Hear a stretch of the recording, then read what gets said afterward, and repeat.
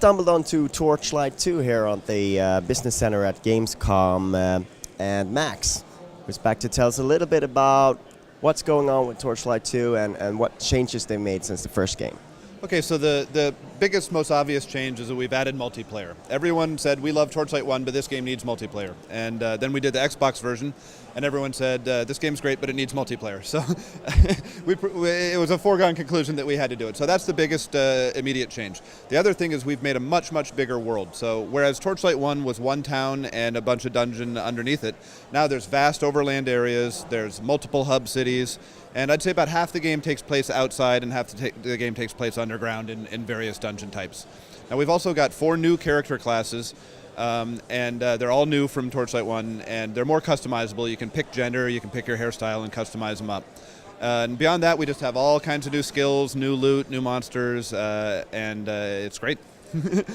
It's one of those games, because I played the Xbox Live version a lot, and I played it all the way through, and you just get stuck and you play and you play and you play. It's so addictive. What would you say that what is it about that addictive gameplay that you enjoy so much? Well, I think that it's that there's always hope that the next monster you kill or the next crate you open up or something will have that killer item that you've been looking for forever. And it could happen at any time. So, the rewards come often enough that you know that if you just keep playing for a little longer, you're going to find something cool. And so while it's a game that's designed for you to be able to play for 20 minutes at a time, you usually end up going much beyond that. and that final piece of an arm or a set or something that you're looking for, or that special stone that will really make your weapon go much better. Yeah, exactly. You know, you're looking for specific things, but then sometimes you're surprised because you thought you had a great helmet, but a better one comes out. And some people have said that it's similar to a slot machine mechanic, where sometimes you get a couple coins out of it, sometimes you get a medium amount of reward, and sometimes you hit the jackpot. And there really always has to be hope that jackpot's out there, And so the way we do our loot system is that anything you do, even kicking an urn and breaking it open, might pop out that great item. So as long as there's that possibility, it just keeps you going and wanting to go one level more, one room further. So you changed around the classes, the characters. Could you tell us a little bit about the motivations behind that and what you wanted to do by switching them around? Sure. So we knew that we didn't want to just add multiplayer to Torchlight 1. First of all, it was designed as a single-player game, so the levels are a little tighter and stuff like that. So given that we're going to make a brand new game that has multiplayer, we wanted to make it all new. We wanted to make players feel like we weren't just tacking multiplayer onto what we'd already done. So all new classes. We also, since it is multiplayer now, you have to be more customizable. In Torchlight 1, we fixed your gender and the look of your character. So we don't want 2 berserkers to look exactly the same in the game. So since we had to remake the characters anyway to add the genders and add the customizability, we thought let's just give people all new stuff to play with. Now, the old characters are available in the game as NPCs, so they'll be there as part of the story and giving you quests and things like that. So in terms of the skill tree and stuff like that, have you changed anything up in how you sort of advance in the skill tree?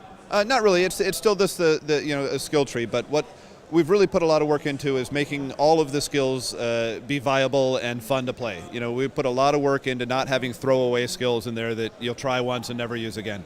They should all feel really good and do something spectacular, and I think we've done a lot better job of that this time than we did in Torchlight 1. I really enjoyed the one where you had things raining down from the from the top. Yeah, so many of these games, the monsters are just standing in a room waiting for decades for someone to show up. So we wanted to make it seem like they're more natural. So as you go through the dungeon, spiders will fall from the roof, skeletons will crawl up from pits, and bats will come flying out of corridors. And so it just feels like it's a more natural environment. You'll walk down a hall and an army of skeletons will come jumping over a ledge at you. And it just makes it feel like it's a more realistic and live place to play. And you mentioned multiplayer. Could you touch a little bit on how many players and where, Sure. Those kind of things? So we're offering 2 multiplayer modes. You can play on a local area network offline, or you can play internet multiplayer. You'll be able to we haven't set a maximum number yet. It'll be 6 to 8 in a game, and that's just basically because it gets too crowded otherwise. But you'll be able to use whatever character you make as a single-player character or in multiplayer, either on the local area network or on internet. You don't have to make a new character for each of these. And speaking of the future, you built a fan base on Xbox. Are you just leaving them be now, or what's your plans for the future? Well, unfortunately, we're a very small team and a small company, so we can only do one thing at a time. We had a lot of fun making the Xbox version, and we think we could do a really good multiplayer version on Xbox.